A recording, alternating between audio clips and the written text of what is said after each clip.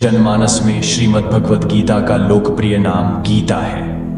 मार्गशीर्ष मास में भगवान की प्रिय तिथि शुक्ल पक्ष की एकादशी मोक्षदा एकादशी को धर्म क्षेत्र कुरुक्षेत्र में साक्षात भगवान श्री कृष्ण के मुखारविंद से निकली हुई वाणी गीता है, जो उन्होंने अर्जुन को निमित्त बनाकर कही है। इसके संकलनकर्ता व्यास जी हैं। 700 श्लोकों के ग्रंथ को व्यास जी ने 18 अध्यायों में विभक्त कर दिया, जो महाभारत के भीष्म पर्व में है। गीता किसी देश, काल, धर्म, संप्रदाय या जाति विशेष के लिए नहीं है, बल्कि संपूर्ण मानव जाति के लिए है। अलौकिक ग्रंथ श्रीमद् भगवद गीता में भगवान श्री कृष्ण ने मानव जीवन की क्षणभंगुरता को ध्यान में रखकर मानव के कल्याण के लिए जीवन जीने की कला से संबंधित सुंदर शिक्षाओं का उपदेश किया है। मित्रों, आज हम इस वीडियो में श्रीमद् भगवद गीता की कुछ महत्वपूर्ण शिक्षाओं के बारे में जानेंगे, तो इस वीडियो को ध्यान से देखिए और यदि आपको यह अच्छा लगे तो इसे लाइक करें और चैनल को सब्सक्राइब करें। गीता की पहली शिक्षा है विभिन्न परिस्थितियों में मनुष्य का कर्तव्य। गीता हमें सिखाती है कि विभिन्न परिस्थितियों में मनुष्य का क्या कर्तव्य है। अपने कर्तव्य कर्म को पहचानने के बाद व्यक्ति को पूरे दृढ़ संकल्प से सफलता असफलता, हानि लाभ, सुख दुख की चिंता किए बिना अपने कर्तव्यों का निर्वहन करना चाहिए। ईश्वर पर दृढ़ विश्वास रखते हुए मनुष्य को अपनी हर परिस्थिति का डटकर सामना करना चाहिए। परिस्थितियों से भागना नहीं चाहिए। गीता की दूसरी शिक्षा है परिवर्तन ही संसार का नियम है। संसार के जितने भी संबंध हैं वे सब के सब बिछोड़ने वाले हैं। जिसे तुम मृत्यु समझते हो वही तो जीवन है। न यह शरीर तुम्हारा है न तुम शरीर के हो। यह शरीर अग्नि, जल, वायु, पृथ्वी और आकाश से बना है और इसी में मिल जाएगा। जिस प्रकार मनुष्य अपने पुराने वस्त्रों को त्याग कर नए वस्त्र धारण करता है, उसी प्रकार जीवात्मा पुराने शरीर को त्याग कर नए शरीर को धारण करती है। अतः गीता सिखाती है कि मनुष्य को संसार के साथ अनासक्ति और परमात्मा के साथ नित्य संबंध रखना चाहिए। गीता की तीसरी शिक्षा है संसार से निर्लिप्तता। मनुष्य को संसार में कमल, रबर की गेंद या एक मुसाफिर की तरह रहना चाहिए। जैसे कमल का पत्ता जल में रहता है पर वह जल से भीगता नहीं, जल उसके ऊपर मोती की तरह लुढ़कता रहता है। इसी तरह रबर की गेंद फुदकती रहती है पर कहीं पर भी चिपकती नहीं, परंतु मिट्टी का लोंदा जहां रखो वहीं चिपक जाता है। इसी तरह मनुष्य को ममता का त्याग कर संसार में एक मुसाफिर बनकर रहना चाहिए, जहां कुछ समय रहकर उसे वापस अपने शाश्वत घर को लौट जाना है। इस भावना से रहने पर हम संसार में कहीं पर भी फंसेंगे नहीं। यही संसार में रहने की कला है। गीता की चौथी शिक्षा है मनुष्य का निर्माण। भाग्य नहीं कर्म करता है, मनुष्य योनि कर्म योनि है। गीता का संदेश है कि हमारी हर बात कर्म पर ही टिकी है। हमारा सुख, शांति, भाग्य, योनि 84 लाख योनियों में से कौन सी योनि मिलेगी, और मोक्ष सभी कुछ कर्म पर ही निर्भर है। इसीलिए मनुष्य को प्रत्येक कर्म अत्यंत सावधानी के साथ सोच समझकर करना चाहिए, क्योंकि मनुष्य का निर्माण भाग्य नहीं उसकी कर्म शक्ति करती है। सारा संसार कर्ममय है। निष्क्रियता साक्षात मृत्यु है। काम की पूर्णता में ही जीव को आनंद मिलता है। उत्साह के साथ कर्म करो। कर्म करना मनुष्य का कर्तव्य है, पर यह कर्म निष्काम भाव से होना चाहिए। मनुष्य अपने कर्मों द्वारा भगवान की पूजा करके मुक्ति को प्राप्त कर सकता है। अज्ञानी मनुष्य फल की आसक्ति से कार्य करते हैं। ज्ञानी मनुष्य लोकहित की इच्छा से आसक्ति रहित होकर कार्य करते हैं। कर्म करने में ही मनुष्य का अधिकार है, कर्मफल में कभी नहीं। कर्मफल परमात्मा के हाथ में है। मनुष्य को यही सोचना चाहिए कि परमात्मा सबके हृदय में विराजमान है और वे हमसे जैसा करवा रहे हैं हम कर रहे हैं। गीता का संदेश है कि आसक्ति त्याग कर तथा सफलता असफलता की चिंता छोड़कर अपने कर्तव्य कर्मों का पालन करो। मनुष्य समस्त कर्मों को भगवान को अर्पण कर दे तो संसार में सुख भी मिलेगा और परमात्मा की प्राप्ति भी हो जाएगी। श्री कृष्ण कहते हैं, हे कुंती पुत्र, तू जो कुछ करता है, जो कुछ खाता है, जो कुछ यज्ञ करता है, जो कुछ दान देता है और जो कुछ तप करता है, वह सब मेरे अर्पण कर दे।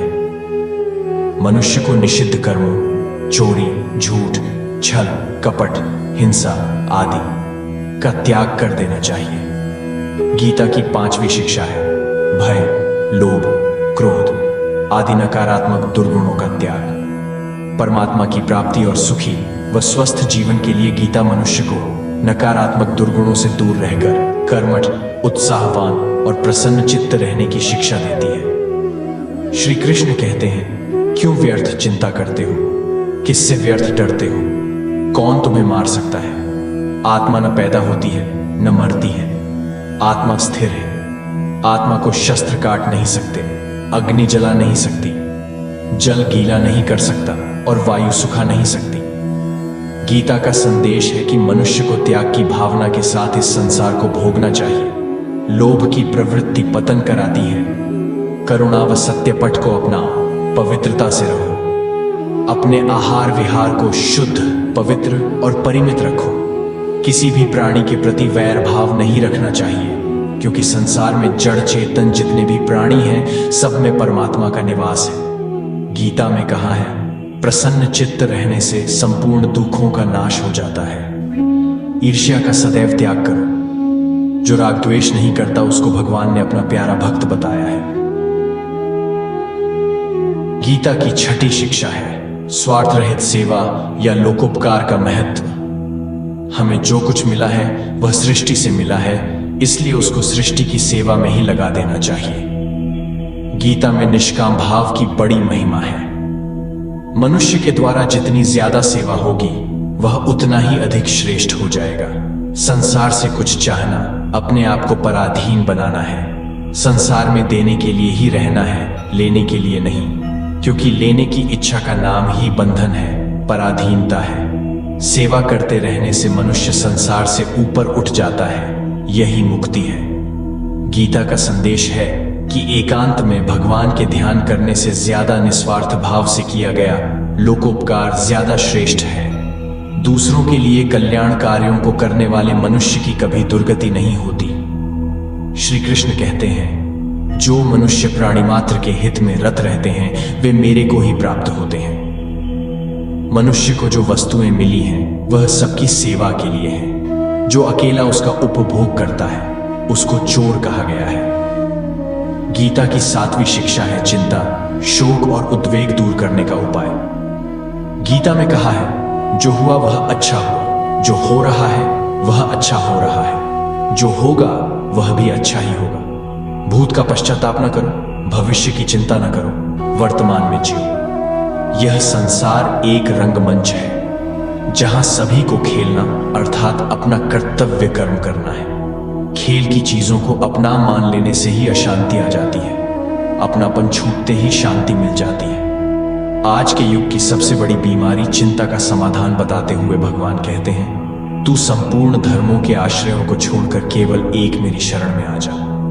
मैं तुझे समस्त पापों से मुक्त कर दूंगा, तू चिंता मत कर।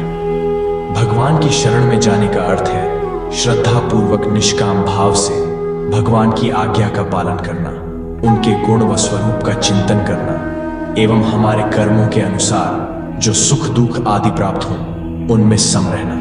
अपने आप को भगवान के अर्पित करो। यह सबसे उत्तम सहारा है। जो इस सहारे को जानता है वह भय, चिंता और शोक से सदैव मुक्त है। गीता की 8वीं शिक्षा है हर परिस्थिति में प्रसन्न, संतोषी और सहनशील बने रहना। संसार में सुख भी आता है और दुख भी, क्योंकि सुख दुख, अनुकूलता प्रतिकूलता संसार का स्वरूप है, परंतु हमें न सुख का भोग करना चाहिए न दुख का। भगवान का कहना है कि सुख दुख तो आने जाने वाले और अनित्य हैं, उनको तुम सहन करो। जिसका मन संभाव में स्थित है उन्होंने जीवित अवस्था में ही संपूर्ण संसार जीत लिया है, क्योंकि समता आने से सब दोष चले जाते हैं। इसलिए मनुष्य को अनुकूल और प्रतिकूल परिस्थिति में हर्ष और शोक नहीं करना चाहिए। सुख दुख में सम रहना ही गीता का संदेश है। गीता की 9वीं शिक्षा है वासुदेव सर्वम। गीता का संदेश है कि संसार परमात्मा का स्वरूप है वासुदेव। सर्वम और संसार दुखालय भी है, अर्थात जो संसार की वस्तु, व्यक्ति या कार्यों से सुख लेना चाहता है उसके लिए संसार भयंकर दुख देने वाला है। परंतु जो अपनी वस्तु या कार्यों से संसार की सेवा करता है उसके लिए संसार परमात्मा का स्वरूप है। मनुष्य अपनी भावना के अनुसार ही संसार को सुखालय या दुखालय मानता है। इसलिए तेरा मेरा, अपना पराया, छोटा बड़ा मन से मिटा दो, फिर सब तुम्हारा है, तुम सबके हो। गीता की 10वीं शिक्षा है, सुखी मानव जीवन के लिए शिष्टाचार और सदाचार बहुत महत्वपूर्ण है। गीता में मानव जीवन में शिष्टाचार और सदाचार का महत्व दर्शाया गया है। पवित्र हृदय वाला मनुष्य ही शांति प्राप्त करता है। विनम्रता, दीनता और वाणी की मिठास का मानव जीवन में बहुत महत्व है। अर्जुन के चरित्र में शिष्टाचार और सदाचार के गुण दर्शाकर सभी मनुष्यों को उनका अनुसरण करने की शिक्षा दी गई है। गीता की 11वीं शिक्षा है, भगवान के प्रति पूर्ण शरणागति ही जीवन युद्ध में विजय का आधार है। भगवान का एक स्वभाव है कि जिसका भगवान के सिवाय कोई दूसरा सहारा नहीं है वह भगवान को बहुत प्यारा लगता है। मनुष्य को एकमात्र भगवान का भरोसा करना चाहिए। उन्हीं को अपना भर्ता, रक्षक और उद्धार करने वाला समझना चाहिए। जो मनुष्य संसार से विमुख होकर भगवान के सिवाय कुछ भी नहीं चाहता है उसके उद्धार की संपूर्ण जिम्मेदारी भगवान पर ही आ जाती है। इसीलिए भगवान स्वयं उसके योगक्षेम का वहन करते हैं। गीता का आखिरी श्लोक है, यत्र योगेश्वर कृष्ण यत्र पार्थो धनुर्धर तत्र श्रीर्विजयो भूतिर्ध्रुवा नीतिर्मतिर्मम। अर्थात जिस प्रकार जहां सूर्य रहता है वहीं प्रकाश रहता है, उसी प्रकार जहां योगेश्वर भगवान श्री कृष्ण और अर्जुन रहते हैं वहीं संपूर्ण शोभा, ऐश्वर्य और धर्म रहते हैं। विजय उसी की होती है जिस पक्ष में धर्म रहता है। अतः हमारी जीवनचर्या धर्मानुकूल होनी चाहिए। मन में कृष्ण का ध्यान, मुख में कृष्ण नाम और कर्मों को कृष्ण अर्पण करते चले तो जीवन सचमुच कृष्णमय हो जाएगा। भगवान ने स्वयं कहा है, मुझ में मन लगा दो, मुझ में ही बुद्धि लगा दो। ऐसा करने से मुझ में ही निवास करोगे, अर्थात मुझको ही प्राप्त होगे। इसमें कुछ संशय नहीं है। मित्रों, संसार में जीवन जीने की कला एक विद्या है। श्रीमद् भगवद गीता से हम उस विद्या को अच्छी तरह जान सकते हैं और अपने जीवन को सफल बना सकते हैं। जय श्री कृष्ण।